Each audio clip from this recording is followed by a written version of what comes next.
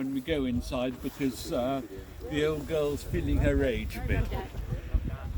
If we were here 25 years ago, it was a very simple story. You have the tower house on my left. That was built in the late 1400s, and that was known as Castle Girnigoe. On my right was Castle Sinclair, which was added in 1607 because there was a date stone for 1607 on one of the windows, and so that was clearly built in 1607. You had two castles, Castle Sinclair and Castle Girnigoe. Life isn't quite as simple as that. And when we started the archaeology in 2000 and the renovations, we had a much more complicated and much more exciting picture unfolded. You had, where the tower house is, a Norse fortress. Let's just go back a little bit. One of my ancestors was William Sinclair of Orkney, of Roslin, and he married the last daughter of the last Norse Earl of Caithness. And so we meshed the lands south of Edinburgh, Roslin, with the lands up here, because under Norse law it goes through the female line. And it was his son, Henry, Prince Henry, who became the first Sinclair Jarl of Orkney, Earl of Orkney. And Orkney you can see from the car park, you can't see from here, it's just over that hill, 7 miles away. And so we had land in Orkney, land in Caithness, and Orkney was run by the Norwegians. And we had 100 years when we were Jarls of Orkney and Sinclairs at Roslin, and we paid homage to two monarchs. So talk about diplomacy, we had it in bag full. Yeah. And then it became, so he inherited through his mother and through his wife a Norse settlement roughly where the tower house is.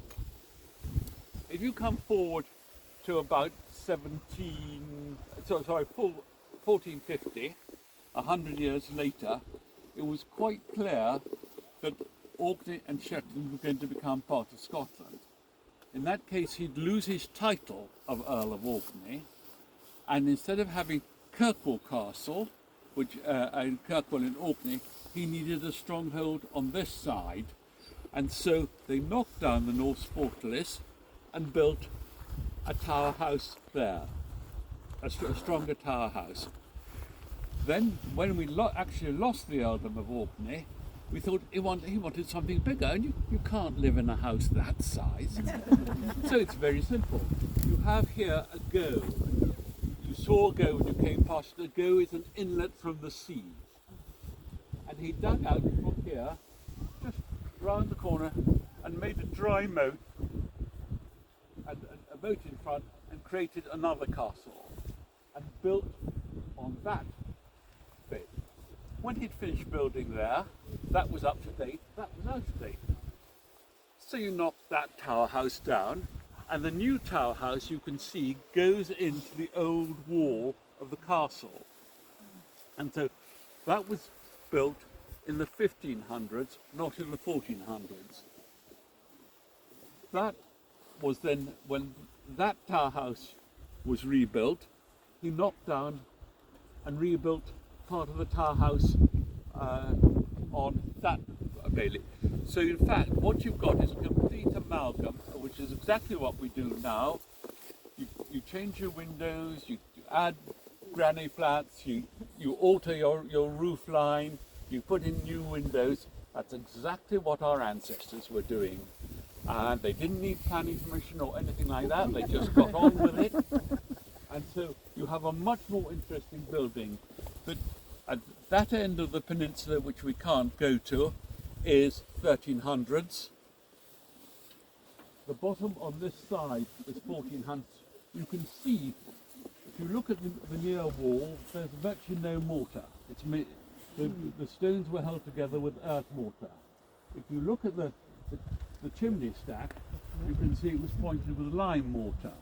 So that automatically tells you a different date.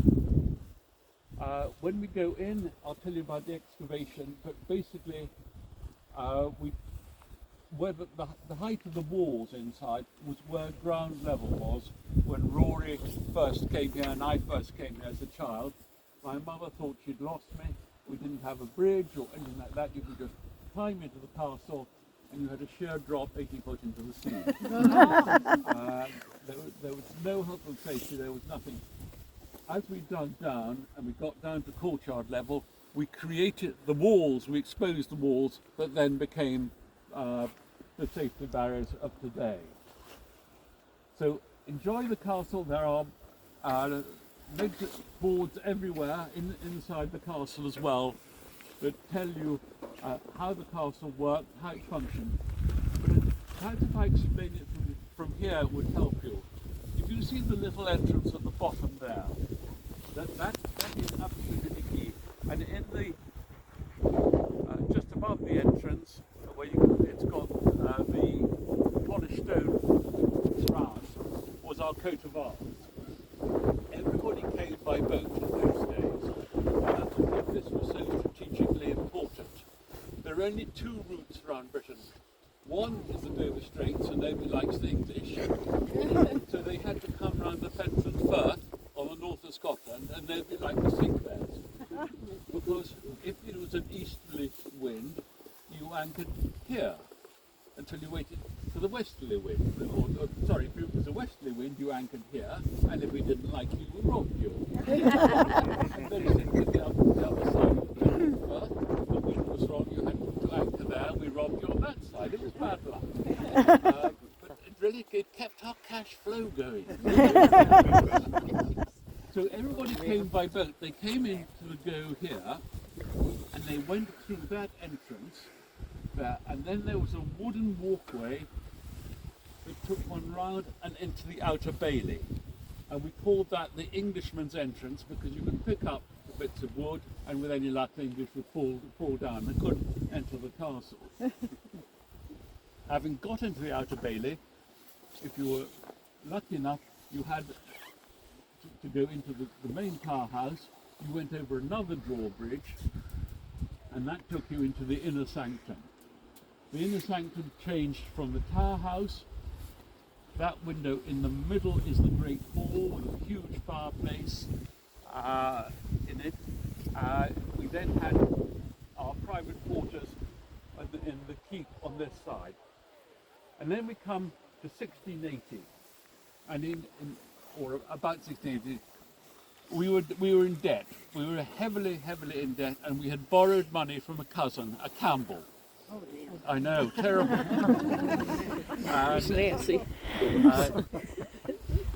When George the 6th Earl died, he left all the estates in repayment of the debt to John Campbell. He also left John Campbell the title, he was not allowed to. George Sinclair at Keys Castle, just over there,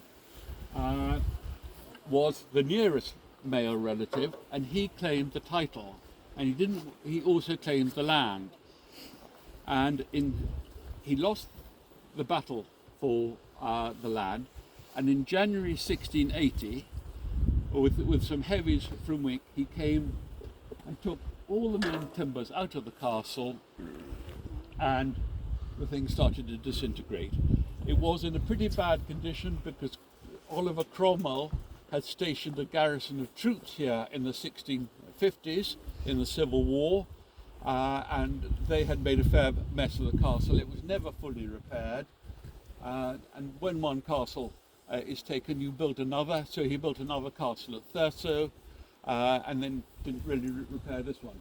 But in January 1680, they took the main timbers out. When you take the main timbers out of the house, the whole thing falls. Now the reason the tower house is in better shape than the rest of the building is that the locals couldn't get in to loot it. And if Andrew Morgan, Andrew!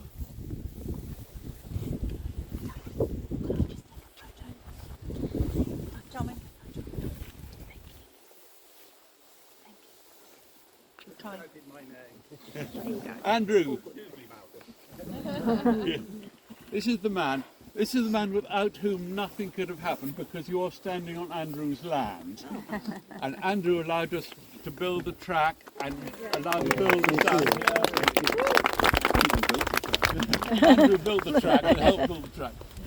Anyway, Andrew has got a barn at Noss Farm, and if you look at the ridge tiles are lovely carved red sandstone. Well, Andrew, or his predecessors, didn't carve them. We carved them, and they robbed them from here. But you wouldn't have carved them, Malcolm. You'd have said, carve that. I wish I could still do it. So this got heavily robbed, but they couldn't, because of the drawbridge, they couldn't get into the tower house until Victorian times, when they pulled a window out and made it bigger, and they got access. So that's why that is much more wrecked than that. And if you read the history books, George came and attacked it with cannon on this side. Did he? Heck no. He just brought the heavies from Wick round, gave them a bit of whiskey, and they did the rest. So let's go in. There's a path in and over the bridge and have a wander around.